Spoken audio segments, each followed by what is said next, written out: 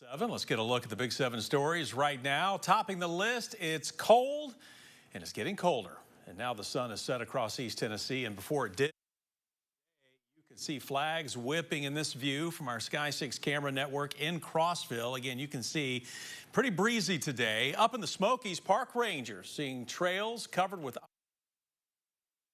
posted these pictures showing a frozen waterfall, warning visitors that some trails are covered in ice. Their advice: pack some spikes for your shoes, grab some hiking poles to help steady yourself. Of course, make sure you've got warm clothing, and if you see ice in a tricky stretch, best bet is just to turn around. All right, Chief Meteorologist Ken Weathers is keeping an eye on the temperatures for us. So Ken, get us up to date. It's cold, Bo. Yeah, you're right. The sun has set, winds slowly starting to die down as well, and temperatures are tumbling. Live look right now, Embassy Suites hotel camera looking back southeast Island home there in the background, and Coliseum here in the foreground, Convention Center, down there, it's cold. 30 in Knoxville, Maryville, Loudon right now, but already 21. It's dropped quickly. Jamestown, Oneida, and Crossville right now. Still a bit of a wind, so when you factor that in, we've got some wind chill values into the teens for many areas. Feels like 13 in Wartburg, 11 right now in Jamestown and Crossville, and we have a wind chill of 20 in Knoxville. The wind will die down.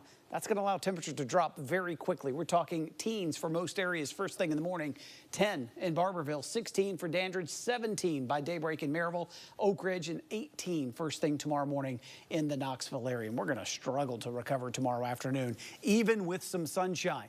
We're only talking highs in the upper 30s for tomorrow. That is much cooler than what it has been over the past day or so, but similar to what we saw on Tuesday. So when do we start to thaw out? That's going to be Saturday. Highs of about 46 degrees, still below average, but at least we're going to see some sunshine across the area. We're in the low to mid 50s by the time we get to Sunday, which is going to be nice.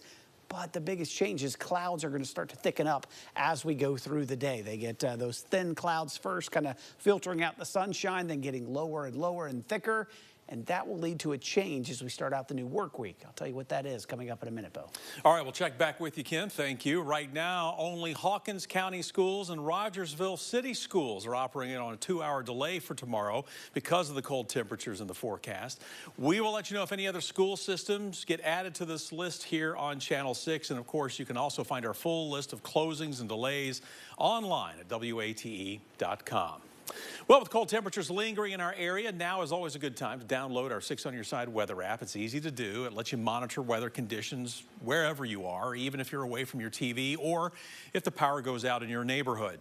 To download it, just scan the QR code that you see right there on your screen, or you can always search Knoxville Weather in the App Store or Google Play. Those winds making a big challenge even bigger in our next top story at 7. But tonight, firefighters in Sevier County were able to overcome what Mother Nature was throwing at them, getting wildfires fully contained after an effort that had been going since Wednesday night. Walden's Creek fire crews posting some of these pictures you see behind me here of the fires lighting up the nighttime hours at a spot near the Shagbark neighborhood. And, well, at last check, we saw crews leaving the fire lines while promising to keep an eye on conditions. Now, they say because of the low humidity and high winds, fires can spread quickly, even when contained in Walden Creek. 81 acres burned. The National Weather Service has advised there is an elevated fire danger and no burn permits will be issued within Sevier County. We spoke with a visitor who said they could see the smoke from his cabin. This was our first experience with the fire, so it was a little bit on the how do we handle this situation? Are we going to have to pack up? Because we had heard some stories about people having to evacuate in that area affected by the fire. So thankfully, with the containment, we should be able to stay put and enjoy the rest of our vacation. Walden Creek Volunteer Fire Department tells us although the fire is contained, one evacuation remains in place in the Overholt Trail area. They say because of high winds, there is still a threat the fire could jump. Next here at 7, a former UT Police Department employee has been arrested and accused of being a peeping Tom. UT Police say that Anthony Rizzo was served with arrest warrants yesterday. According to court records, Those warrants were connected with an alleged stalking case out of Georgia. And the records show Rizzo is accused of trying to get away from the case by coming to Knoxville. The specifics of what allegedly happened are not clear, but the department says Rizzo was off duty when they happened. Also, we're told Rizzo has been fired. UTPD says Rizzo was on the job for about 7 months. Before that, he worked as a Knoxville police officer from March of 21 to May of this year. Rizzo, by the way, in jail now, waiting to be sent back to Georgia. Our next Big 7 story for you, a delay in learning what's next for a man convicted of murder. You know, we've been expecting to learn other punishments coming to Sean Finnegan aside from the death penalty that he's already facing. What you're looking at here is video from the courtroom this morning. Finnegan was set to be sentenced for his non-capital convictions. However, the judge pushed the sentencing back to February 28th. This past August, Finnegan was charged with 11 counts in the gruesome murder of Jennifer Paxton and was sentenced to death. The 36-year-old's body was not found until August of 2020. At one point, it was even stored in a freezer. We spoke with the attorney for Finnegan after today's sentencing delay to see what comes next. He has still some pending charges in this county, and we have started the process. Once we get through sentencing on the additional charges, we'll start the appellate process after that. But the only dates that are set now are February. We come in to argue sentencing on the still convictions that are still out there, and motions on the pending charges. Rogers, who you just heard from, mentioned that at this time, a trial date has been set for April 22nd.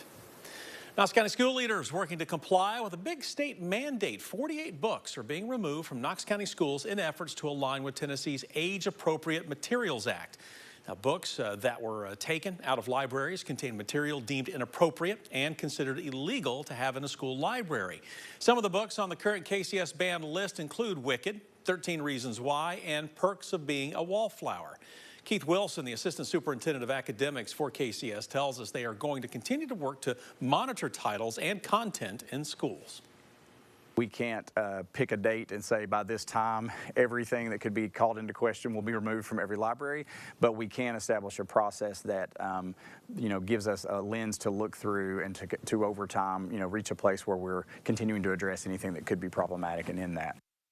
School curriculum is not being affected. It's rather changing what students are able to read in their free time. If a parent or staff member has a concern about a specific book that might be a violation, they can follow a procedure to ask for reconsideration. All right, we're checking out how another community handles a big theme of the times that we live in. That theme, managing growth. Much of East Tennessee, seeing people and businesses move into the area, and places like Anderson County are no different. The Anderson County Chamber of Commerce says there is a waiting list right now for businesses trying to get a spot in the downtown area of Clinton. Along with that wait list is a new Chamber of Commerce building at the intersection of Weaver Street and Charles G. Sievers Boulevard. Now, we spoke with the president and CEO of the Anderson County Chamber of Commerce about the growth, and he tells us it's incredible. I've lived here all my life, and I would have to say that it's a blessing, but the growth here is just phenomenal. I mean, Clinton's growing as well as all of our other municipalities and the other 4 that we have, not only with jobs, but with housing and retail. Meredith adds there is currently a housing project going up a few miles from Clinton that will include about 300 homes. Well, tonight we are learning that the man that a school resource officer apprehended near Cumberland County High School yesterday carried weapons on school property. Now, the sheriff's office saying Robert Sardella was caught with a loaded handgun as well as ammunition, a chemical weapon, a taser, and an expandable baton. We're told the 33-year-old Maryville man went to the Cumberland County High School campus. He apparently was asking about a driving school before he left. Sardella was then detained nearby on 4th Street. Tonight, he is charged with carrying weapons on school property, among other things. Well, today is a special day. It is Second Harvest Food Banks of East Tennessee's Double Your Donation Day. It is the nonprofit's biggest annual fundraiser, and all the money goes to helping feed hungry families this holiday season. The day-long fundraiser is special because, well, for every donation made to Second Harvest, the amount is then doubled by the organization. So even the smallest donations can make a huge difference. For example, if a $1 donation is made, $2 will go toward buying more meals, and $1 goes a long way. As a matter of fact, it usually supports 3 meals. So today, just $1 will be able to provide 6 meals. It will help us so much, especially as we get into the holiday season and throughout January and February when it's really, really cold. And people tend to forget that hunger has no season. So we're just really excited to have everybody support us today. We will be here until 7 p.m. and we hope to have met our goal and hopefully even further as the day goes along. Now, while we're now past that 7 p.m. time, you can help out this good cause online. Just look for this story online at WATE.com.